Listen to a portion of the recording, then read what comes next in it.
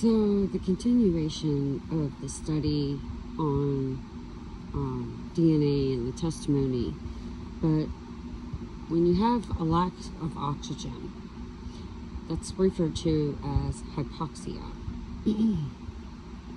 and ventilation, so, or flow.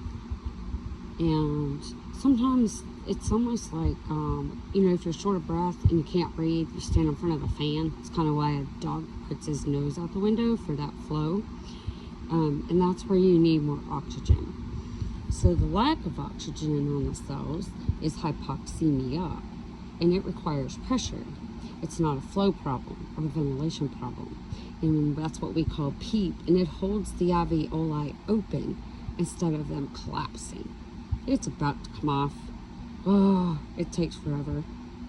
But it's where if somebody hadn't heard, it's where I slammed my finger in a door being in a hurry, and I've had to learn to slow down. But they collapse. So that PEEP and its the end expiratory pressure, it holds those open. So if you ever see someone with like COPD, or if they have pneumonia and it's down at the air sac level, well, think of them as grapes, a cluster of grapes. And if you were to spread out the surface of those where oxygen and carbon dioxide exchange, it would fill a tennis court. It's really unthinkable, and it's right there in your lungs. So that's kind of, with breathing, because we were talking about the dogma and the actions and all that other stuff on the previous video. So DNA sings of God's glory is what Dee's song was about, and talks about, being life in the blood, and the life in the blood where you can get DNA in your white blood cells. So manna from heaven, the tree of life, mother, they talk about a family tree, and there's earthly family trees, and then you have a heavenly family tree.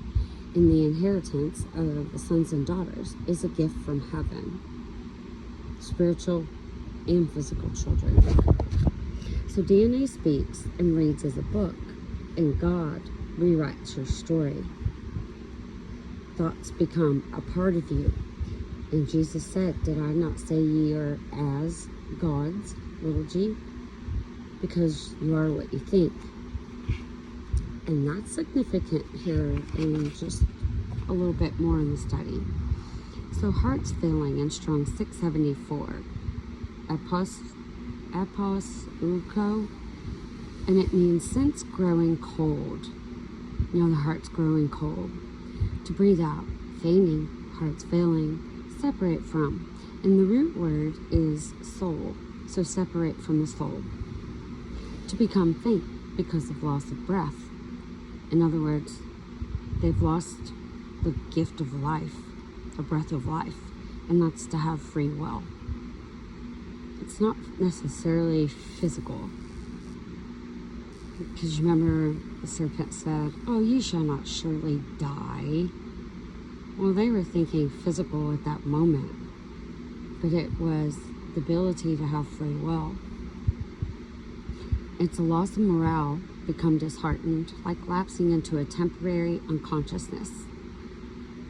They're not dead, they're asleep. Lazarus arise, or little girl arise. And that's Luke 21:26. But it's also courage melting under divine judgment, Isaiah 13:7, Ezekiel 21:7, and Nahum 2:10. I'm going to tell you, if you're under divine judgment, you will know. There's no doubting it.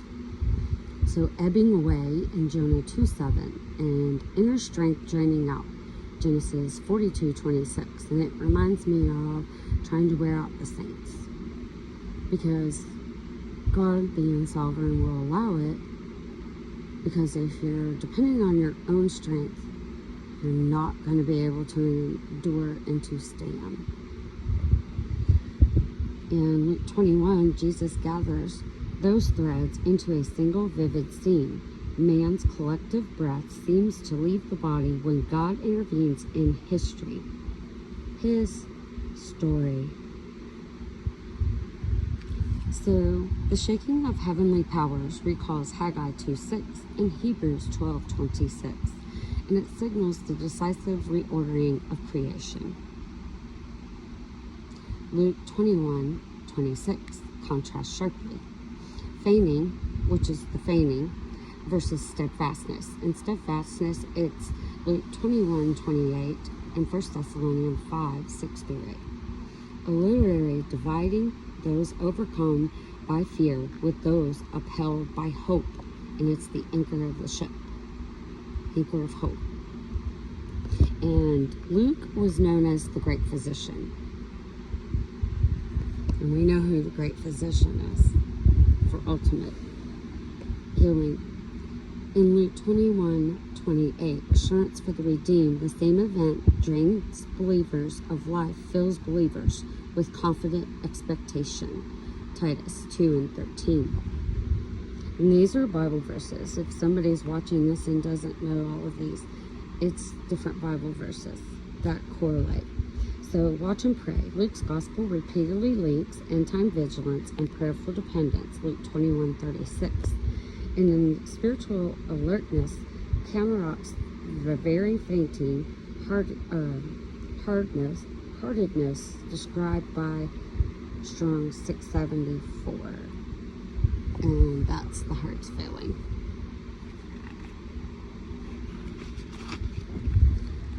So when fear threatens to overwhelm, direct hearts to the sovereignty of Christ, who foretold and governs every shaking. John 16:33. Matthew 24:14. The necessity for proclaiming the gospel before dread grips the nations. So you're either unbelieving terror or you're in steadfast hope. All are welcome. God uses evil and good for his purposes, because what is meant for evil, God will use for his glory. Because when his children go through things, they know the hope. And they remember his promise. And they love him so much, they're joyful. Because it's a free gift that none of us deserve. So heart melting is also in Deuteronomy 28, Joshua 2:11. In the fear of the day of the Lord, Joel 2:11, and Zephaniah 1:14-17. That's Zephaniah, not Zechariah. And divine shake-up, Haggai 2:6-7, Hebrews 12:26-27.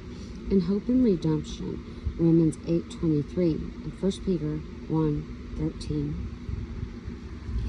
So in the DNA, the four letters is A, G, C, and T. So this was an interesting study. A is the adenine, and it's a white crystal substance, rare as an independent molecule, central role in cellular respiration, breathing that we just talked about. And it's aromatic. And it reminded me of the breath of life. And I noted Revelation 22:1. And adenylene is carbon rings, so it looks like an infinity sign, and it's clear as crystal. And then we have G, which is guanine, and it's three rings together, and it's hydrogen rings, and it transcribes and replicates and provides energy for cell process, molecular switch for cells signaling. And then C is cytosine, is a singular ring, and it's just the single zero or O, a ring. Foundation building block, it stores and codes information. It's the on-off switch during embryonic development, when the baby's being developed in the womb. So T is thiamine. 0, it's a single ring, and it only bonds to adenine, and its base pairs with stability double helix, as found in RNA, transfer and decodes. And the double helix is Jacob's ladder. So the DNA consists of 3 billion bases, which 99% is all the same in everybody. But yeah, same in everyone, but only 1% is original. So everyone, level playing field.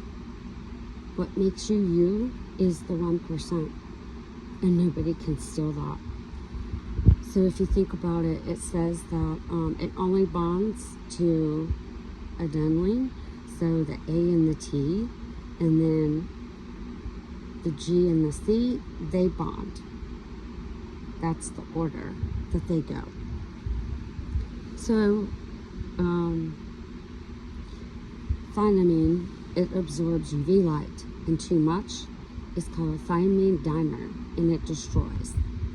And the photoactivation, the light repair, and remind me of Acts 26:18. That's how you treat that. And we know who the light repairer is. So the prokaryotes and the lower eukaryotes fix dimers directly without cutting the DNA using an enzyme called photolase. And photolase attaches to the thiamine dimer in the dark. We're in the dark. It's a dark time, dark ages right now. So John 1:5 and Isaiah 60 verse 2.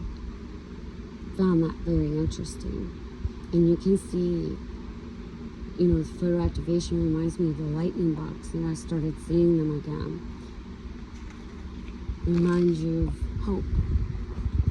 So splitting. Upon absorbing energy from visible light, blue or UV, the enzyme changes shape and cleaves the bonds of the dimer instantly. Twinkling of an eye. That would be 1 Corinthians 15:51, and that's a mirror effect.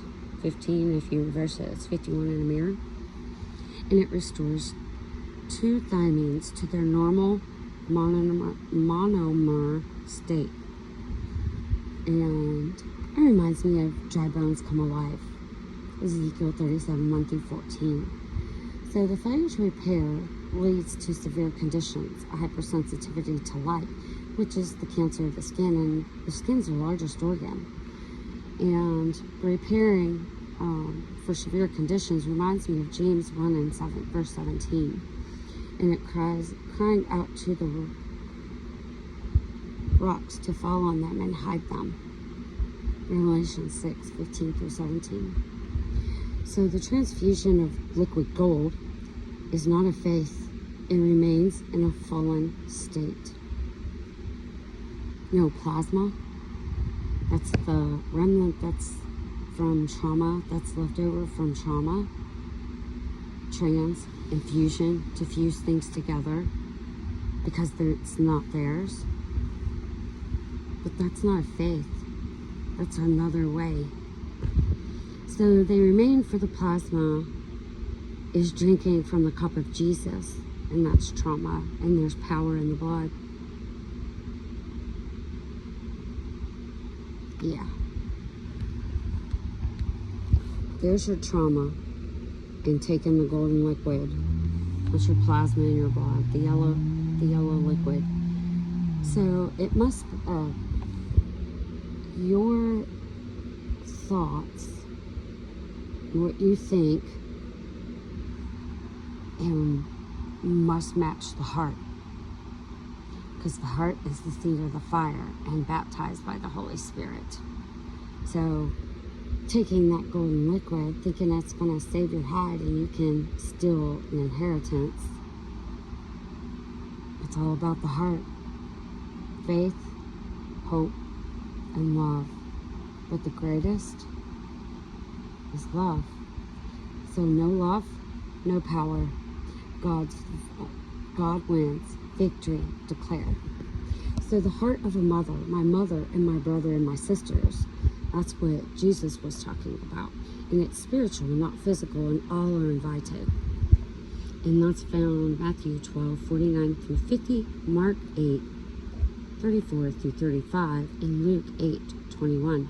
But they don't have to remain in a fallen state, because a loving, merciful God placed thoughts to control DNA to save them from being forever fallen. He loves even the son of perdition. And just because you took something that wasn't in faith, not in faith,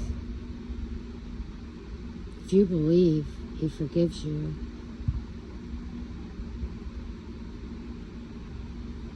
It'll happen. You're healed by your faith. Thoughts matter. And that was all for that. So even a merciful God, when they're trying to find another way, he still loves them enough, because if their heart, what's on the heart cometh from the mouth, and your seeds in your head, go to the heart to the mouth. Well, he loves them so much, their thoughts, because they have no love, still controls their DNA. In the transfusion, liquid gold, and it won't suffice. It does make me wonder though, because if you know to do good and you don't do it, it's sin. So there's still a price to be paid for disobedience because of knowing better. Because if that innocent blood from trauma is crying out from the earth, and the two don't match, you're going to be found at the wedding feast with no garment, the wrong garment.